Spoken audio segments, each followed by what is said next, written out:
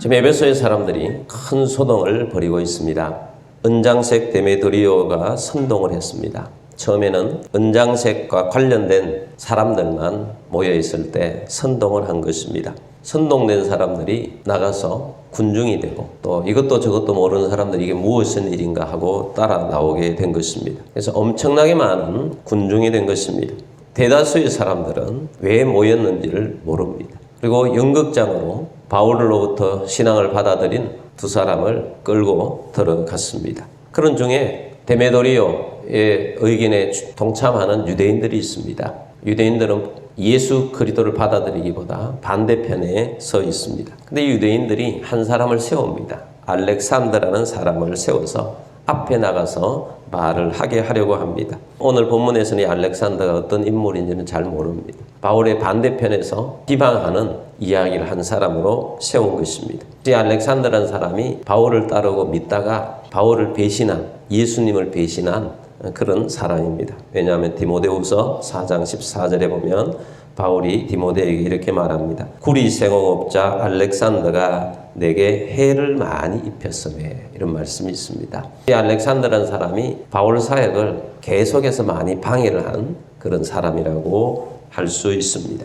그래서 유대인들이 알렉산더를 통해서 바울이 전하는 예수 그리스도에 대해서 나쁘게 말하려고 했던 것 같습니다. 근데 대부분 에베소 사람들은 이방인들입니다. 유대인들이 하나님 믿는 것을 아는데 바울도 유대인인데 같은 편이 아닌가 하고 오해를 한 것 같습니다.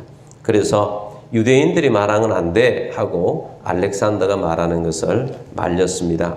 그리고 그들이 외쳤습니다. 34절 말씀 봅니다. 그들은 그가 유대인인 줄 알고 다 한 소리로 외쳐 이르되 크다 에베소 사람의 아데미여 하기를 2시간이나 하더니, 크다 에베소 사람의 아데미여, 크다 에베소 사람의 아데미여, 이것을 무려 2시간 동안 외쳤다는 것입니다. 이 사람들이 큰 소리로 소동을 벌인 것입니다. 2시간 동안 어떤 표를 가지고 외쳤다는 것입니다. 이 사람들이, 에베소에 있는 사람들이 아데미를 얼마나 또 열심히 섬긴 사람인지를 알 수가 있습니다. 그 군중들이 큰 외침, 2시간 동안 큰 외침. 오늘날에도 어떤 군중들이 모여서 큰 외침을 하는 그러한 것들도 볼 수 있지 않습니까? 그래서 큰 소요가 되면서 엄청나게 큰 군중들이 지금 불법 집회를 하고 있는 장면을 연상해 볼 수 있습니다. 이때 나선 사람이 서기장입니다. 이 서기장이 나서서 무리들을 진정시킵니다. 이 서기장이 참 훌륭한 사람이에요. 어떻게 진정을 시키느냐? 에베소 사람들아, 에베소가 큰 신 아데미와 제우스 신을 믿는데 제우스 신으로부터 내려온 우상의 신전지기가 된 줄을 알지 못하는 사람은 아무도 없다. 우리 에베소 사람들은 다 이것을 섬긴다. 그래서 이것을 섬기는데 우리가 경솔하게 행동해서는 안 된다. 너희가 지금 고소하고자 하는 사람들이 무엇을 했느냐? 신전의 물건을 훔치기라도 했느냐? 또 우리가 섬기는 아데미 여신을 비방하지도 않는 사람들인데 너희가 붙잡아 왔다는 것입니다. 만약에 너희들이 고소할 거리가 있으면 서로 잘잘못을 따지기 위해서 고소로 해결을 하라는 것입니다. 그러면 우리는 재판 자리도 있고 또 총독들도 있어서 이 모든 것을 판결할 것이다. 만약에 그 외에 또 다른 어떤 것이 있으면 재판 자리가 아니고 민회가, 회의가 우리는 있으니 거기에 정식으로 올려라. 그런데 만약에 아무 이유 없이 너희들이 지금 이렇게 큰 소요를 일으키면 너희가 큰 책망을 받을 것이고 이 불법 집회에 대해서 나도 보고할 것이 없다. 너희들이 지금 불법 집회를 하고 있으니 너희가 피해가지 않도록 해라 하는 것입니다. 이 서기장이 매우 지혜로운 사람입니다. 그리고 공의가 있는 사람이에요. 이 사람이 바울과 관련 있는 사람인지 모르지만 이 사람이 참 지혜롭게 설득을 하고 또 법치에 대한 말씀을 함으로써 잘 정리가 되었습니다. 선동된 사람들을 해산하기가 쉽지 않습니다. 그런데 이 서기장이 해산을 시킨 것입니다. 오늘날 우리가 살아가고 있는 이 사회에 공의가 굉장히 중요하죠.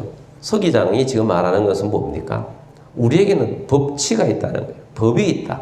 법이 있으니 불법이 있으면 법에 호소를 해서 재판을 열어서 정식으로 해결할 것이지 선동을 하면서 직접 나와서 이게 무슨 일이냐, 이유 없는 불법 집회는 안 된다.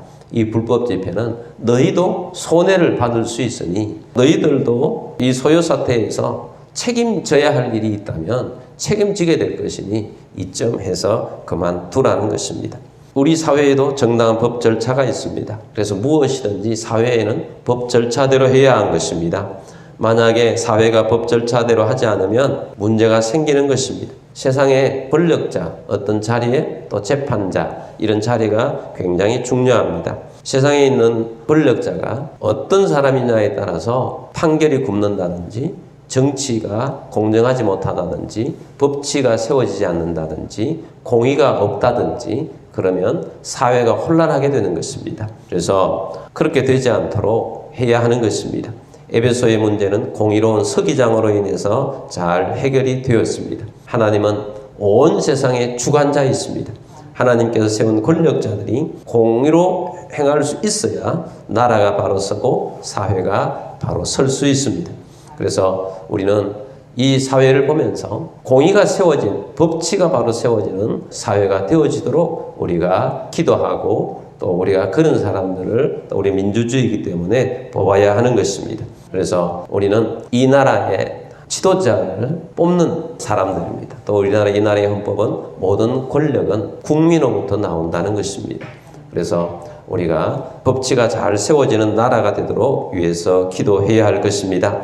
그래서 우리는 나라의 지도자를 위해서 기도하는 것이 매우 중요합니다. 그래서 우리가 나라의 지도자를 위해서 기도하여 이 나라의 법치가 바로 세워지고 공의가 세워지는 나라가 되도록 위해서 기도합시다. 또 공의와 사랑이 있어서 판결이 굳게 되지 않도록 내 편이라고 해서 봐주고 그런 일이 없도록 위해서 기도해야 할 것입니다. 지혜로운 지도자들이 세워질 수 있도록 기도해야 할 것입니다.